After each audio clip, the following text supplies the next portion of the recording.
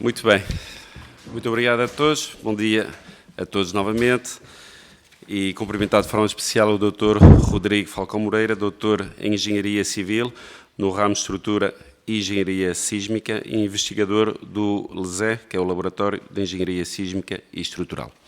Portanto, iremos iniciar esta segunda audição, agradecer a sua disponibilidade de estar connosco, fazer um breve enquadramento, portanto, e este grupo de trabalho decidiu retomar os trabalhos da anterior legislatura, caso contrário podíamos correr o risco de estarmos constantemente a iniciar um grupo de trabalho com a mesma temática e decidimos, como tinha sido bastante recente e como tínhamos tido contributos bastante recentes de várias entidades, decidimos retomarmos os trabalhos, concluir as audições que a anterior legislatura, que o grupo de trabalho da anterior legislatura tinha previsto e acrescentámos algumas audições que foram sugeridas pelos membros desta Comissão já nesta legislatura. Portanto, a grelha de trabalhos para estas audições é a seguinte: temos uma intervenção, temos 10 minutos para uma intervenção inicial do Sr. Dr. Rodrigo e depois teremos um grupo de perguntas, uma ronda única de perguntas pelos grupos parlamentares, 3 minutos cada um e depois, no final, 15 minutos para algumas declarações finais, responder a algumas perguntas que possam surgir aqui dos senhores deputados. Portanto, dou desde já a palavra ao nosso convidado hoje e agradecendo mais uma vez a sua disponibilidade de estar connosco. Obrigado. Muito obrigado, Sr. Presidente. Cumprimento, Sr. Presidente, senhores deputados. Gostava também de fazer aqui uma declaração. Eu sou também professor do Instituto Superior de Engenharia do Porto, portanto trago os cumprimentos da Sra. Presidente do ISEP, a professora Maria João Viamonte, e é para nós um gosto estar envolvidos neste grupo de trabalho. Já estivemos, na minha pessoa, já no anterior grupo de trabalho, portanto, eu vou hoje, digamos, referir-me ao documento escrito que fiz chegar ao anterior grupo de trabalho e depois esclarecer qualquer questão que seja colocada. Eu vou tentar também dar aqui a perspectiva tanto da academia como da prática. Portanto, eu sou um académico, mas também sou um profissional de engenharia de estruturas nos últimos 20 anos, tenho estado envolvido tanto no projeto de estruturas como nos trabalhos de consultoria, de revisão de projeto e de coordenação de equipas multidisciplinares. Portanto, acredito que posso dar aqui uma visão abrangente da temática. Ora, sobre os objetivos do grupo de trabalho. Os 3 objetivos foram fixados, portanto, a avaliação dos equipamentos, se os equipamentos estratégicos do nosso país estão estruturalmente preparados contra o risco sísmico, isto é um assunto, e depois os pontos 2 e 3 que se referem a instrumentos de gestão territorial, que já foram bastante abordados aqui pelo Sr. Presidente da Ordem dos Arquitetos. Eu gostava, não me vou imiscuir, digamos assim, nos instrumentos de gestão territorial, vamos cingir outros assuntos, mas gostava de fazer aqui uma recordatória. Portanto, o risco sísmico é composto por 3 componentes. Portanto, a perigosidade sísmica, a exposição e a vulnerabilidade do edificado. Portanto, a perigosidade sísmica diz respeito à nossa região geográfica, nada a fazer. A perigosidade sísmica em Portugal é bem conhecida, portanto, e está consagrada na atual regulamentação. Portanto, nada a fazer. Os instrumentos de gestão territorial vão-nos permitir atuar no futuro do lado ou poderão permitir-nos atuar no futuro do lado da exposição. Portanto, a exposição já tem a ver com o número de pessoas e de edifícios, digamos, que existem numa determinada região geográfica. Resta-nos a vulnerabilidade do edificado e vamos dividir a vulnerabilidade entre o edificado existente e o edificado novo ou a partir de determinada data. Portanto, isto só para ficar bem claro o conceito do risco sísmico e perceber que atuar do lado dos instrumentos de gestão territorial, como se fazem, digamos, como se faz noutros países também, não é? Permite-nos atuar do lado da exposição, mas quanto à vulnerabilidade sísmica servirá para muito pouco, digamos assim. Enfim, isto do lado do risco sísmico. Do lado do enquadramento regulamentar, como já foi dito, hoje temos legislação capaz e competente tanto para o projeto de estruturas novas como para, digamos, a reabilitação e reforço de estruturas existentes.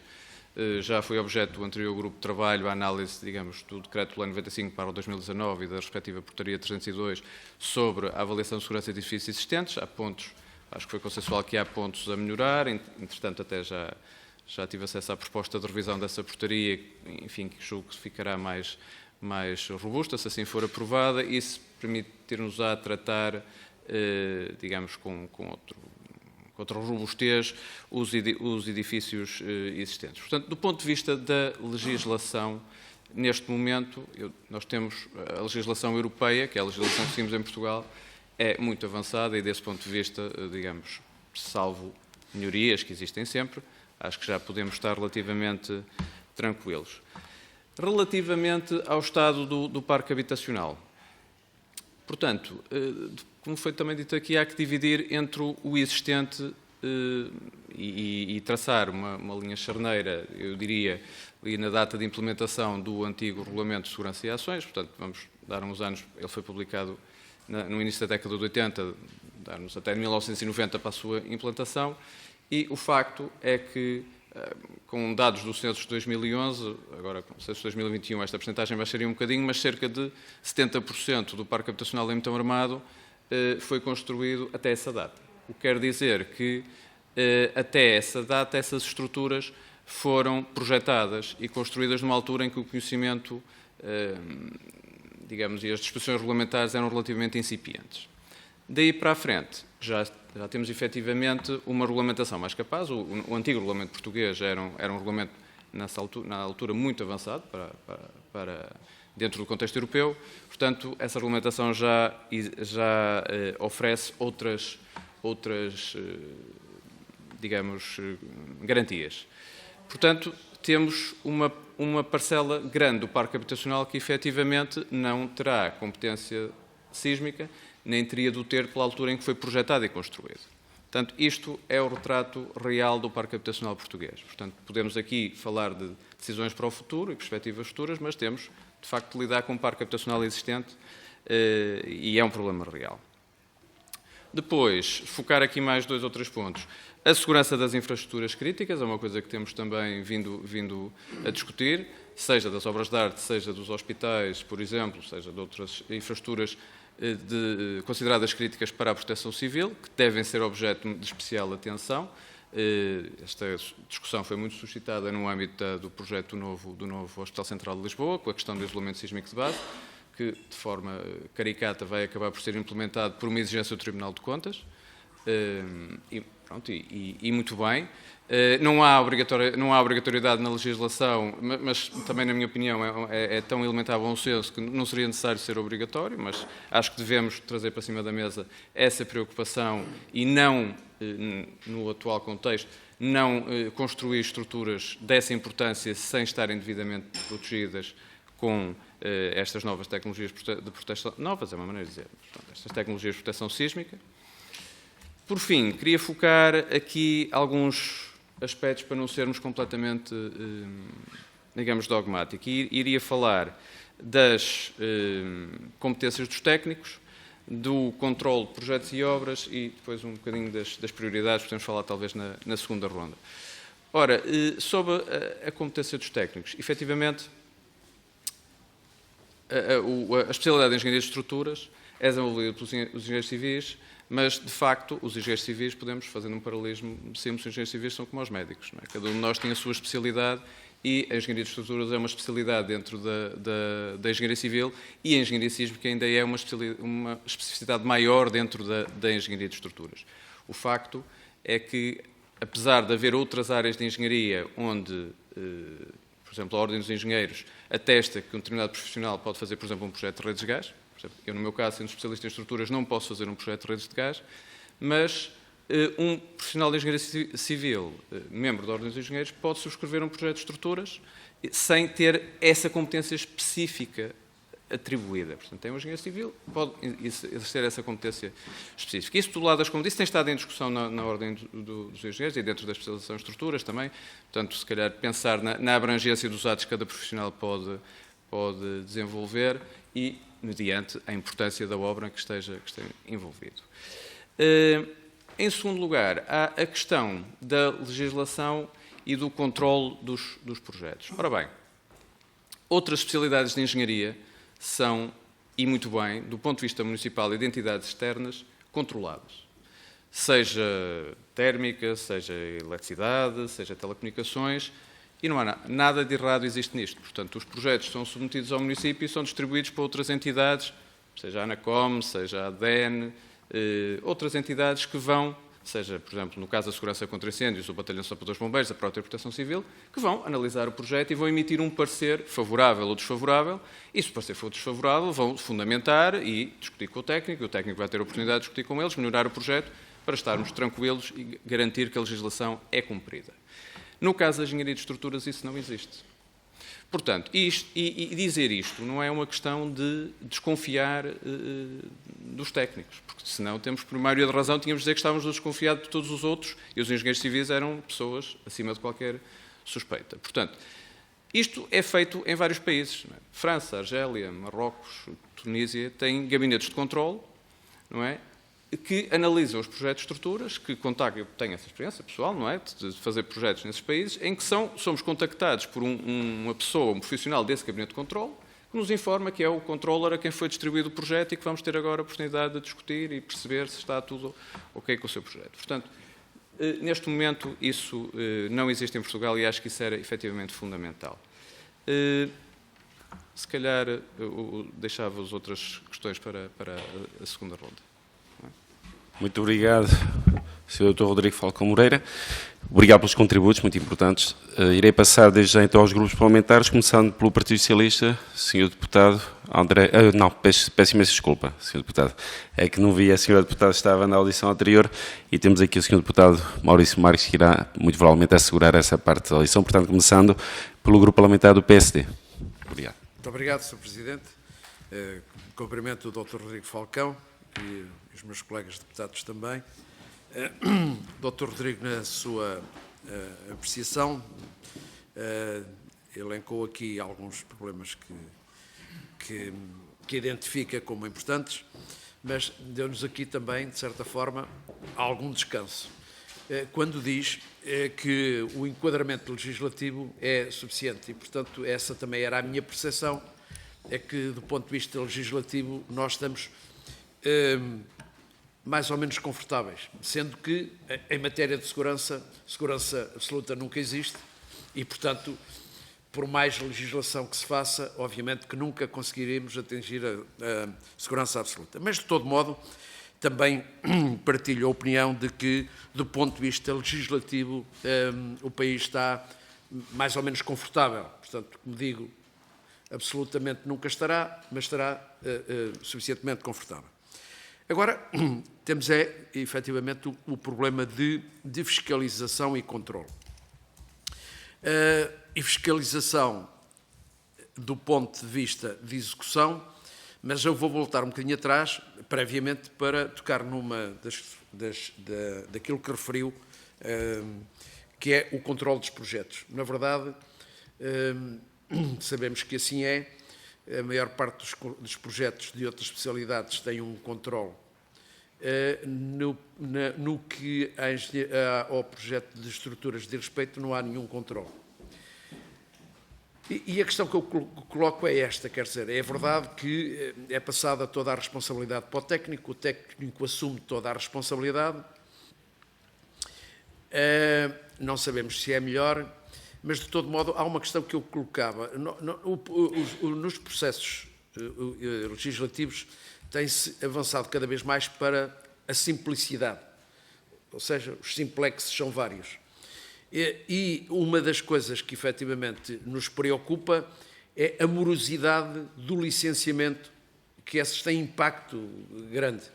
E a questão que eu coloco é se efetivamente um controle do projeto de estabilidade não iria aumentar, digamos assim, ou diminuir este simplex e, portanto, aumentar a morosidade da apreciação dos projetos. Depois, há uma coisa que a mim mais me preocupa do que até o controle do projeto, é depois a sua execução. E por isso pergunto, e eu não tenho uma resposta para isto. Nós sabemos que muitas das vezes os projetos até têm qualidade e cumprem a legislação em vigor e o normativo, mas depois quando passamos por uma obra, e não é preciso sermos especialistas para ver que efetivamente há ali alguns atropelos. Ou seja, a execução não está de acordo com o projeto. Aliás, há aquela anedota das varandas que caem porque o ferro era posto do lado contrário. Portanto, para si, como é que nós podíamos controlar melhor ou fiscalizar melhor a execução dos projetos executados? Muito obrigado, Sr. Presidente, e obrigado pela tolerância. Muito obrigado, Sr. Deputado. Agora sim, o Grupo Parlamentar do Partido Socialista, Deputado André Reis. Obrigado. Muito obrigado, Sr. Deputado Coordenador. Cumprimentar os colegas novamente e cumprimentar de uma forma muito especial o Dr. Rodrigo Falcão Moreira pela deslocação que fez até aqui hoje à Assembleia da República e pelos contributos que dá a este grupo de trabalho, que no fundo servirão para a produção de um relatório que depois servirá ou não de iniciativa legislativa para cada um dos grupos parlamentares fazer o seu trabalho parlamentar. O Sr. Doutor deixou-nos aqui algumas considerações muito relevantes do ponto de vista técnico, do ponto de vista também daquilo que é analisar o quadro legislativo em vigor em Portugal, também é inspirado naquilo que é a nossa adesão à União Europeia e aquilo que é a nossa inserção nessa comunidade política. Mas, no fundo, eu queria trazer aqui para esta audição um pormenor que me parece relevante, que é, muitas vezes, nós olhamos para os engenheiros de estruturas como o alfa e o ômega quando as coisas correm bem ou mal. Mas o que é verdade é que no processo de construção do edifício concorrem muitas vontades, muitas também análises, muita capacidade técnica, muita competência e muito trabalho. E, portanto, desde o decisor político que, afinal, aprova um determinado licenciamento urbanístico, construção ou de reabilitação, passando pelos técnicos da fiscalização, passando também pelos empreiteiros, pelos arquitetos, enfim, uma série de entidades, todos concorrem para o resultado final, que é a criação e a construção de um edifício. E, portanto, é aqui que eu gostaria de colocar uma primeira questão que tem a ver com isso, ou seja, na opinião do Sr. Doutor, do ponto de vista daquilo que é a compaginação de todas as responsabilidades na intervenção num processo de construção do edificado, ou construção do edifício novo, ou reabilitação de edifício existente, as responsabilidades estão devidamente compagináveis, isto é, do ponto de vista daquilo que é o apuramento de eventuais responsabilidades, nós sabemos exatamente o que é que cada um tem de responsabilidade na intervenção de processo. Essa era a primeira questão, porque me parece que muitas vezes os engenheiros de estruturas, que fazem parte de uma equipa de especialidades de engenharia, têm que obedecer a um projeto de arquitetura que provavelmente não foi produzido por esse gabinete de engenharia de estruturas e, portanto, isso condiciona também aquilo que é o sucesso ou insucesso do seu trabalho. E, portanto, do ponto de vista do legislador, aquilo que nos interessava saber era se temos que fazer alguma intervenção no quadro legislativo em vigor para que haja essa melhor harmonização do trabalho em cada uma das especialidades técnicas de intervenção numa obra. Segunda questão que me parece relevante é a questão, o Sr. Doutor falou aqui na perigosidade sísmica, na exposição e na vulnerabilidade, e dentro dessas variáveis, aquilo que queria perguntar é, no fundo, nós sabemos que vai haver atividade sísmica, nós estamos numa zona de atividade sísmica, na perspectiva do planeamento urbanístico e daquilo que são os instrumentos de gestão territorial, a minha pergunta era saber se o Sr. Doutor vê conveniência naquilo que é a definição de um mapeamento de perigosidade sísmica e se esse mapeamento de perigosidade sísmica deverá levar a que o legislador tenha mais restrições, ou isto é, mais cuidados naquilo que é a permissão de intervenção de obras de construção nova ou reabilitação antiga. Nomeadamente, para finalizar, Sr. Deputado Coordenador, aquilo que falou há pouco. Em algumas zonas de perigosidade muito elevada ou elevada, saber se acha pertinente que haja a necessidade de intervenção de um engenheiro de estruturas ou de um engenheiro especialista em atividade sísmica para a elaboração de um projeto de construção nova ou reabilitação antiga e se há a obrigatoriedade também de criarmos estudos geotécnicos e ensaios geotécnicos também para que haja esse reforço estrutural que acompanhe. Muito obrigado. Muito obrigado, Sr. Deputado. Passo agora ao Grupo Parlamentar do Chega, Sr. Deputado José Soares. Muito obrigado, Sr. Presidente. Dr. Rodrigo Falcão Moreira, muito obrigado por estar presente nesta audição. A sua experiência em engenharia sísmica, tanto a nível académico como profissional, será extremamente valiosa, certamente para compreendermos até que ponto a legislação atual garante edifícios seguros e como podemos melhorar as práticas de construção, especialmente no reforço sísmico de estruturas existentes. Gostaria, por isso, de lhe colocar algumas questões fundamentais para que nos ajude a perceber se Portugal está preparado para enfrentar um sismo de grande magnitude e que medidas podem ser tomadas para garantir a segurança das construções e das populações. Portanto, a legislação portuguesa, ficámos aqui relativamente descansados pela sua opinião, de estar a confiar nesta legislação. A nível das lacunas e normas, penso que já as nomeou. Agora, a nível do Eurocódigo 8, que rege o projeto sísmico de edifícios na Europa, gostaria de entender se ele está a ser corretamente aplicado em Portugal e se é suficiente ou se devemos ir mais além.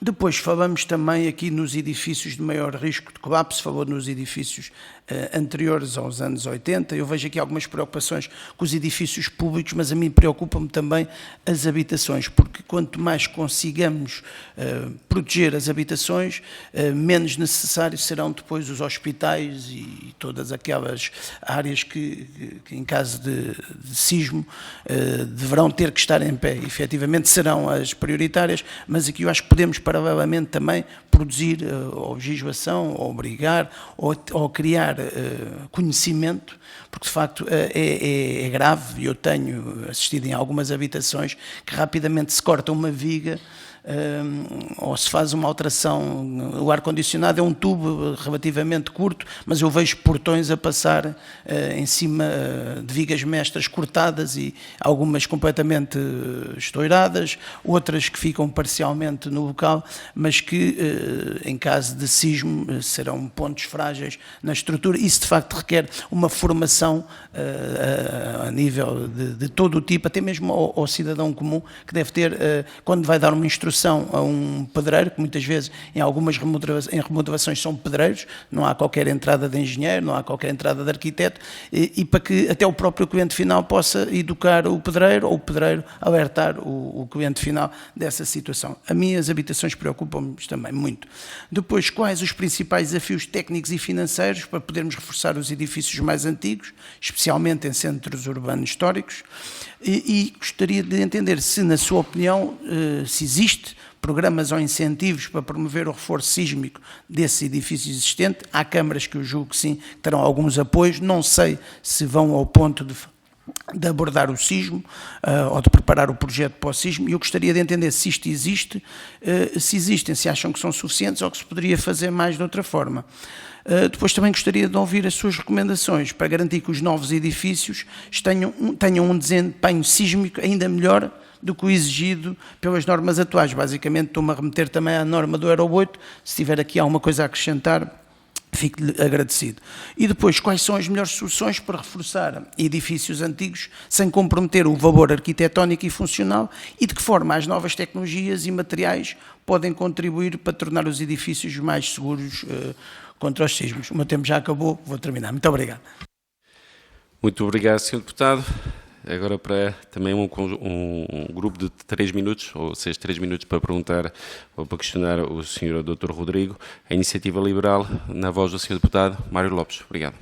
Muito obrigado, Sr. Presidente. Antes de começar o tempo, e dado que eu não sou membro nem efetivo nem suplente, pedia a autorização para poder tomar a palavra. Sim, eu de facto não consultei o grupo, mas parece-me, dada a pertinência e a importância do grupo de trabalho, e parece-me que é tácito, que todos concordam. Obrigado. Muito bem, os formalismos também são importantes, também fazem parte. Então, muito bom dia a todos, senhoras e senhores deputados. Professor Rodrigo Falcão de Moreira, muito bem-vindo a esta Comissão e aqui à Assembleia da República. Nós em conjunto, a 4 mãos, serve também como declaração de interesses, escrevemos um artigo no dia 27 de agosto de 2024, onde o professor Rodrigo Falcão Moreira dava o aporte técnico, do qual eu claramente não tenho, e eu procurava fazer a reflexão política para tentarmos perceber as implicações, precisamente, da forma como Portugal está ou não está preparado para reagir a um evento sísmico severo, não como aquele que tivemos há uns tempos, mas um verdadeiramente severo, como a imagem de 1755. O artigo chama-se Não estamos preparados, e fazíamos, no fundo, aqui uma comparação entre aquela que tem sido a preparação de Portugal e de Estados, no caso dos Estados Unidos, que estão próximos de uma falha também, no caso a Califórnia, que está próxima de uma falha de St. Andreas, em que a abordagem é completamente distinta. E não digo apenas ao nível das infraestruturas, falo também no nível de preparação da população. Os simulacros são recorrentes, há um programa estratégico de formação das pessoas, coisa que em Portugal está completamente omisso. A maior parte parte das pessoas não têm qualquer formação de como reagir a um evento sísmico e, aliás, quando especialistas depois se manifestam na televisão, como aconteceu no último sismo, muitas vezes com posições contraditórias, que depois até são motivo de regozijo em programas como o do Ricardo Araújo Pereira. Portanto, nós estamos mal e temos de fazer algo quanto a isso. E, enfim, não querendo parecer catastrofista, mas citando aqui, enfim, um outro especialista, o professor José Paulo Costa, ele dizia que em infraestruturas que seriam críticas, nomeadamente os hospitais, e vou aqui ler, portanto vou citá-lo, ele diria que o São José colapsa, o Correio Cabral cai e o Santa Maria fica inoperacional. E em Lisboa só há um hospital com resistência sísmica, que é o Hospital da Luz, que é um hospital privado. E, portanto, isto merece-nos uma profunda reflexão, porque nós não teríamos infraestrutura de infraestrutura crítica para responder aos eventos traumáticos que iriam gerar um sismo aqui nesta zona. E, portanto, o que eu queria confirmar, e é a primeira questão que dirijo aqui ao professor Rodrigo Falcão Moreira, é se, de facto, o panorama continua a ser este, ou seja, as nossas infraestruturas críticas, no caso, os hospitais, não estão minimamente capacitados para reagir a um sismo de uma escala, de uma intensidade superior àquela que foi registada nos últimos sismos, algo mais próximo de 1755. Depois, muito rapidamente, mais 3 questões. Na página 6, relativamente à competência dos técnicos, era importante perceber exatamente o que é que cada ato é que cada profissional de engenharia civil pode praticar. Ou seja, não basta então que um projeto seja subscrito por um engenheiro civil, obviamente membro efetivo da Ordem dos Engenheiros, até para ter a sua idoneidade, mas se em zonas de risco de facto seria necessário tal especialista em engenharia civil, em estruturas de resistência, de sismo-resistentes, resistência sísmica, para atestar verdadeiramente que aquele projeto seria capaz de reagir a um sismo. Depois, também na página 6, relativamente à qualidade de projetos e obras, diz que há aqui espaço para melhorar a prática corrente do país, tanto no desenvolvimento de projetos de estruturas como na execução das obras. Ora, o que é que se quer dizer exatamente com isto? A regulamentação em vigor não basta, ela foi elogiada, esta regulamentação, e então é uma questão de execução. Enfim, teria aqui uma terceira questão, mas ficará para uma segunda ronda caso haja. Muito obrigado. Muito obrigado, Sr. Deputado. De facto, a grelha não contempla uma segunda ronda, peço desculpa, esclarecendo desde já. E passando desde já a palavra, então, para aí sim a segunda ronda do Sr. Dr. Rodrigo, então, terá até 15 minutos. Muito obrigado. Muito obrigado, Sr. Presidente. Muito bem, eu vou ver se não me esqueço de responder a qualquer questão. Portanto, vamos primeiro à morosidade dos licenciamentos. Efetivamente, é algo que nos preocupa, digamos assim, mas vou dizer o seguinte: se a causa da morosidade fosse efetivamente a garantia de segurança das populações dos edifícios que vão ser construídos, eu diria que isso era uma boa causa, digamos assim. Acho que não deveríamos apressar o processo debaixo de um desígnio de fazer um licenciamento mais rápido e depois não garantir a segurança das populações. Quer dizer, a engenharia tem uma responsabilidade social e as pessoas confiam, não é, que efetivamente os edifícios onde vão trabalhar ou habitar vão estar seguros. Mas não me parece que isso fosse causar mais morosidade, até porque, independentemente do simplex, continuamos a ter várias especialidades que são vistoriadas em diversos fóruns. O que acontece é que se a entidade A ou B não responder em tempo útil, a aprovação é tácita. Não é? Portanto, e estas apreciações correm em paralelo. Portanto, enquanto está a ser apreciada a segurança contra incêndio, a térmica, as telecomunicações, poderia estar a ser apreciada a engenharia de estruturas. Portanto, e por vezes temos, digamos, demoras grandes, mesmo no âmbito do simplex, porque temos um edifício que está numa zona histórica, numa zona protegida, e há sucessivas interações com as divisões do município, seja as divisões de património cultural, etc., que de facto, portanto, eu acho que se damos atenção a esses assuntos, e bem, também deveríamos dar a merecida atenção à engenharia de estruturas. Quanto à fiscalização das obras, o Sr. Deputado pergunta o que é que efetivamente poderíamos fazer. Ora bem, em obras particulares a fiscalização não é obrigatória. Portanto, é uma prerrogativa do dono da obra contratar ou não a fiscalização para a sua obra. E como disse muito bem, eu posso ter um projeto de estruturas muito bem desenvolvido e depois ele ser completamente desvirtuado na execução da obra. isso cabe, lamentavelmente, é efetivamente uma decisão de um promotor privado, não é? Pode optar por não contratar uma fiscalização e, quando contratar uma fiscalização, enfim, também depende da atuação dessa fiscalização. A fiscalização pode ser mais feroz, digamos assim, ou menos feroz no âmbito das funções que desempenha. No caso das obras públicas, acima de determinado valor, a fiscalização é efetivamente obrigatória, no caso das obras públicas, assim como a revisão de projeto também é obrigatória. Claro está que depois a atividade de revisão de projeto não é efetivamente regulamentada. É uma atividade que depende muito do que o revisor quiser fazer e grande parte das vezes é adjudicada num critério de preço mais baixo. O que faz com que um revisor competente, imagino que concorre com um determinado preço porque valoriza o seu trabalho, não seja selecionado porque houve um revisor que concorreu com 30% desse preço e depois, naturalmente, vai executar, se calhar, 30% do trabalho. Não é? Enfim. Portanto, sobre a fiscalização de obras. O Sr. Deputado coloca do Grupo Parlamentar do Partido Socialista coloca uma questão pertinente, a coordenação, arquitetura, estruturas, todos os restantes intervenientes.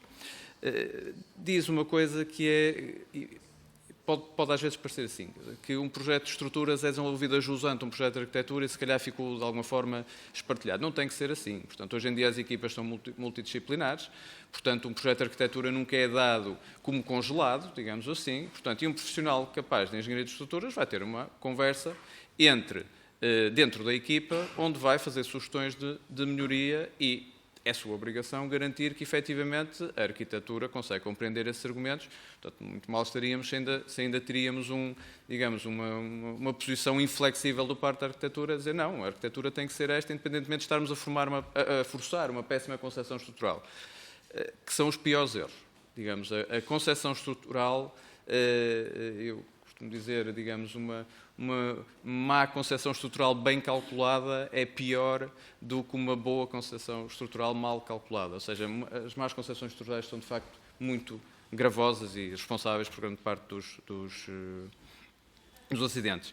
Quanto, efetivamente, ao mapeamento da perigosidade sísmica e da intervenção de um especialista em estruturas. Ora, o país está mapeado, não é? A perigosidade sísmica é conhecida, é do âmbito regulamentar.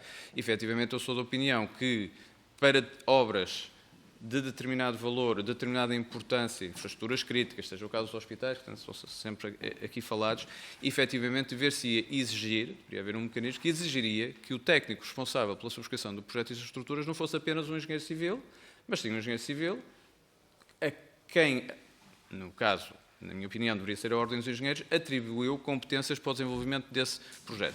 Se estivéssemos a falar, por exemplo, de um hospital na região norte, se calhar não haveria essa preocupação, porque é uma zona muito baixa de perigosidade sísmica, mas na região de Coimbra, Lisboa, Algarve, e talvez não só nesses edifícios hospitalares, não é? Portanto, acho que era sensato, efetivamente, encarar, digamos, não encarar a especialidade em engenharia de estruturas de uma forma completamente rasa, independentemente do local do país e independente da natureza das obras, que é isso que efetivamente acontece. Relativamente ao Eurocódigo 8, o Sr. Deputado do Grupo Parlamentar Chega, de facto, pergunta se ele está a ser corretamente aplicado em Portugal. Ora bem, o Eurocódigo 8 parte nas suas várias partes, vamos dizer assim. Sim, a parte 1 que diz respeito ao projeto de edifícios novos, está a ser efetivamente... está em vigor e deve ser aplicada pelos projetistas. Se está a ser corretamente aplicado ou não, ora bem, isso nós começaríamos a saber no dia em que os projetos fossem controlados. Nós queremos acreditar que sim, naturalmente, não é? E um profissional competente tem que ser uma pessoa idónea e irá certamente desempenhar as suas funções no melhor conhecimento, mas, efetivamente, voltando a fazer o paralelismo com a segurança contra incêndios, explico já porque é que gosto tanto deste exemplo, efetivamente há projetos que têm parecer desfavorável. Isso não faz desse profissional um incompetente. Faz apenas que, na situação A ou B, porque os regulamentos não são, digamos, de interpretação unívoca, o projetista teve um determinado entendimento e o comandante dos sapadores bombeiros, o responsável da proteção civil, teve outro entendimento e diz que fica mais confortável se for tomada aquela opção A ou B naquele projeto. O projeto é melhorado, tudo isto concorre para a segurança de pessoas e bens e estará muito bem. Portanto, pelo facto da existência da legislação, podemos estar tranquilos. Se as pessoas estão a cumprir ou não, aí haver a opinião de que seria importante haver um controle, nem que fosse até por amostragem, para ficarmos mais tranquilos sobre isso. Eu gosto particularmente do exemplo da segurança contra incêndios, porque o paradigma em Portugal começou a mudar a partir do incêndio do Chiado, em 1988, porque o país ficou chocado quando acordou e Lisboa estava a arder. Não é? E a legislação de segurança contra incêndios começou a ser melhorada, robustecida, apertada. Eu não gostaria de acreditar que precisamos desse evento para, efetivamente, não é? Bom. Relativamente à questão que coloca de obras públicas, obras privadas, efetivamente, é verdade, eu julgo que o Estado deverá definir um conjunto de prioridades nos edifícios públicos, até porque o Estado certamente não se vai imiscuir na propriedade privada, portanto, não tem poder para obrigar o condomínio A ou B, que é a propriedade dos privados, a fazer uma intervenção de reforço. E, de facto, a esmagadora maioria dos edifícios de habitação, se não todos, são propriedade dos privados. E quando tivermos um evento sísmico, disse o Sr. Deputado da Iniciativa Liberal, de maior magnitude, nós vamos ter consequências sérias nos edifícios de habitação. A questão da má utilização, que me falou, dos utilizadores que cortam uma viga, etc. Muito bem, isso pode, digamos, eventualmente acontecer, e acontecerá com toda a certeza, mas a preocupação séria é, de facto, a idade do parque habitacional. Portanto, o facto de ser um parque habitacional envelhecido, que efetivamente não tem a resistência sísmica que nós gostaríamos que tivesse. O que é que vamos fazer quanto aos edifícios privados? Eu, pessoalmente, acho que, independentemente de não se poder obrigar as pessoas a fazer seja o que for, nós sabemos que, por vezes, é difícil aprovar numa Assembleia de Condomínio uma reabilitação de uma fachada, uma pintura, seja o que for, quanto mais um reforço sísmico, pode dar ali umas dezenas de milhares de euros a cada condomínio, não é? Ou não, depende muito da situação. Mas acho que as pessoas merecem ser informadas. Isso joga ali um bocadinho o que falou o Sr. Deputado da Iniciativa Liberal, quando a sensibilização das populações. No caso de Portugal, a ação sísmica é uma coisa muito longínqua, digamos assim. Por exemplo, para qualquer italiano, a ação sísmica é uma coisa tão certa como o vento. Portanto, porque tem uma maior frequência de eventos significativos. Portanto, as pessoas... É uma preocupação. Não é? As pessoas não acham que é uma coisa que só vai acontecer de vez em quando. Portanto, nós falamos muito do sismo da Turquia, naturalmente porque houve muita cobertura mediática, mas uns anos antes tinha havido um sismo grave em Itália, não teve tanta cobertura mediática, falou-se um bocadinho nas notícias, mas houve vários colapsos de edifícios, mortes, situações trágicas num país europeu. Portanto, acho que sim, também passa pela sensibilidade pela sensibilização das populações. Acho que estou a terminar o tempo. Muito bem. Relativamente às garantias que podemos dar para os edifícios novos, eu não vejo, e mais além do Eurocódigo 8, não vejo necessidade, digamos assim. Acho que no caso das infraestruturas críticas, como falamos, no caso do Hospital da Luz, que é um hospital que efetivamente tem isolamento sísmico de base, isso não é uma exigência da regulamentação. Em nenhum momento o Eurocódigo 8 exige que um edifício hospitalar tenha isolamento sísmico de base. Pronto. Aí, na minha opinião, a regulamentação deveria ser um pouco mais assertiva e, efetivamente, não deveríamos executar esse tipo de estruturas sem esse tipo de dispositivos. No caso dos edifícios correntes, dos edifícios de habitação, por exemplo, dos edifícios de escritórios, se a legislação existente, se o Eurocódigo 8 for bem aplicado, nós garantimos que temos estruturas competentes e, se a devida coordenação entre especialidades for assegurada, podemos estar, digamos, tranquilos. Para terminar, relativamente às prioridades hospitalares, efetivamente é verdade, não é? Portanto, há um caso, isso é uma coisa que está ao acesso de qualquer um de nós, não é? Vídeos que podemos ver na internet, um caso caricato no Japão, em que durante um evento sísmico, um edifício, um hospital com isolamento sísmico de base, o abalo está a ocorrer, portanto, vê-se das janelas do hospital, vê-se o que está a acontecer, digamos, aos edifícios lá fora. Os profissionais estão tranquilos, não é? Estão alerta, percebem o que se está a passar, sabem que o hospital está devidamente protegido, portanto não há qualquer sinal de pânico, não há, seja o que for, e a única coisa que estão a fazer é ativar os protocolos de emergência para efetivamente poder receber as pessoas que vão precisar de assistência. No caso português, nós temos, em Portugal há 2 edifícios com isolamento sísmico de base, não é? Portanto, o Hospital da Luz e o Centro de, não quero enganar o nome, de Pesquisa Veterinária nos Açores, okay? Que são os únicos 2 exemplos. No caso dos outros edifícios hospitalares que falou, efetivamente são estruturas mais antigas, é natural que sofram consequências, dependendo agora da magnitude do evento sísmico, mas sofram consequências severas. E eu reitero que, enquanto no caso de um edifício de habitação nós apenas temos que garantir que o edifício não colapsa, portanto garantir a salvaguarda de pessoas, okay? No caso dos edifícios hospitalares nós temos que garantir a sua funcionalidade. Portanto, nada me serve um hospital que não colapsou, mas em que eu perdi a sua capacidade de resposta. Portanto, daí essa preocupação. Por fim, só mesmo para terminar, o espaço para a melhoria do país, perguntou o Sr. Deputado. O espaço para a melhoria tem a ver com o que eu falei antes, no que toca ao controle dos atos de engenharia, não é? Portanto, e sairmos um bocadinho desta postura que tem havido de que não, a especialidade de engenharia de estruturas é uma especialidade não controlada. Os municípios respondem, e eu aceito, que não têm técnicos capazes para o fazer, não têm maneira de dar resposta a isso, não têm especialistas em estruturas, os especialistas em estruturas trabalham noutro sítio, mas isto é um problema que já foi resolvido noutros países europeus, portanto, não era preciso inventarmos, fosse o que fosse em Portugal. O espaço para melhoria na concretização das obras tem a ver com o que falava o Sr. Deputado do Partido Socialista, efetivamente com a fiscalização das obras, não é? de sermos mais consequentes, também talvez num controlo por amostragem tinha que se ver o mecanismo em que poderíamos fazer isso, um controle por amostragem de obras que estejam a ser executadas, que podiam ser vistoriadas por técnicos nomeados de um gabinete de controle, de surpresa, por exemplo, por amostragem, visitar uma obra e rapidamente, com algumas análises-chave, perceber o que é que está ali a ser feito e haver, naturalmente, associado a isto, um quadro ou sancionatório ou até certificador, porque eu acho que, pronto, as más práticas devem ser denunciadas, mas as boas práticas também devem ser louvadas. E do ponto de vista técnico, acho que consegui responder a tudo. Muito obrigado. Muito obrigado, Sr. Dr. Rodrigo Falcão Moreira. Agradecemos muito os seus contributos, são de facto importantes. O grande objetivo desse grupo de trabalho, penso ser mesmo evitar que tenhamos que chegar a uma situação, a um fenómeno sísmico extremo para se produzir e para se implementar alterações, não só a nível legislativo, mas a nível de práticas. Portanto, o nosso objetivo é mesmo contrariar aquilo que normalmente faz escola e que acontece na maior parte destes casos. Só se muda alguma coisa depois de acontecer uma catástrofe e o seu contributo será importante para que isso também não aconteça. Posto isso, dou por encerrado esta audição. Eu pergunto só ao serviço, temos já o próximo convidado, se ainda não chegou. Pronto, se calhar então sugeriria um intervalozinho, uma vez que o próximo convidado não chegou, de 10 minutinhos e retomamos. Obrigado.